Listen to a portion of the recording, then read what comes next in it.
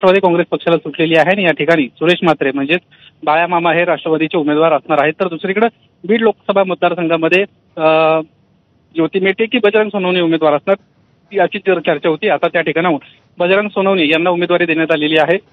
बजरंग सोनवणे यांनी 2019 देखील निवडणूक लढली होती आणि त्यांना क्रमांक 2 ची मतं होती। त्यामुळे या ठिकाणाहून पुन्हा एकदा बजरंग सोनवणे यांनाच कौल देण्यात आलेला आहे। तर दुसरीकडे ज्योती मेटे आता काय निर्णय घेत आहेत हे पाहणं महत्त्वाचं राहणार आहे।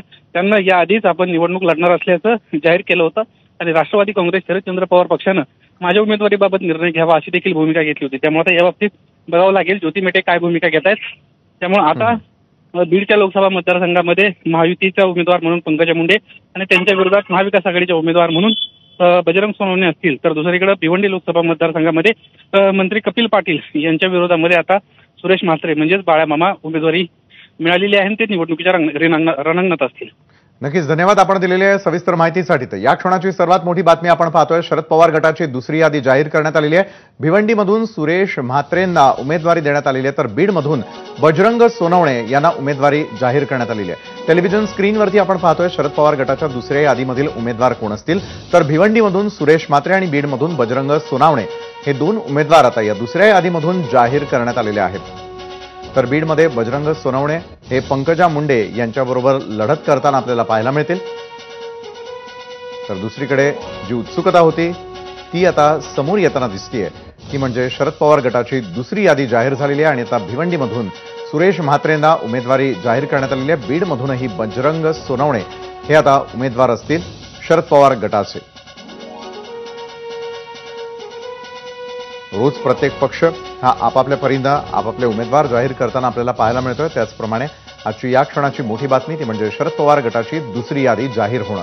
या दुसऱ्या यादीमध्ये आता नावांचा समावेश आहे, ते म्हणजे भिवंडीमधून सुरेश म्हात्रे हे असतील शरद पवार गटाचे दुसऱ्या यादीतील उमेदवार, तर बीडमधून बजरंग सोनवणे ही लढत करताना पाहायला मिळतील। निलेश बुधावले आपले प्रतिनिधी या संदर्भात अधिक माहिती आपल्यापर्यंत पोहोचवत आहे। खरं तर दुसऱ्या यादीमध्ये ज्या दोन महत्त्वाच्या नावांचा समावेश आहे यांच्या थेट लढती होताना पाहायला मिळतील, त्यामुळे चुरशीची लढत आपल्याला पाहायला मिळेल भिवंडी आणि बीड या ठिकाणी।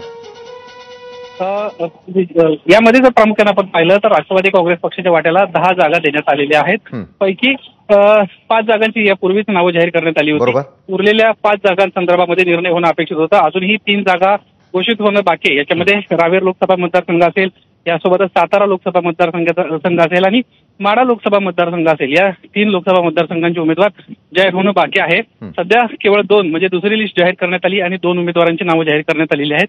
भिवंडीमधून सुरेश म्हात्रे म्हणजेच बाळा मामांना उमेदवारी देण्यात आली आहे। मागच्या वेळी देखील बाळा मामा यांनाच निवडणूक लढली होती आणि त्यांना क्रमांक 2 ची मतं या ठिकाणी घेतल्याचं आपल्याला पाहायला मिळालं होतं। त्यावेळेसचं चित्र जरी वेगळं असलं तरी आता महाविकास आघाडीच्या माध्यमातून या ठिकाणी लढत होईल आणि आपणच या ठिकाणाहून जिंकून येऊ अशा पद्धतीचा विश्वास महाविकास आघाडीला आहे। तर दुसरीकडे महायुतीच्या बाबतीत जर आपण पाहायला गेलं तर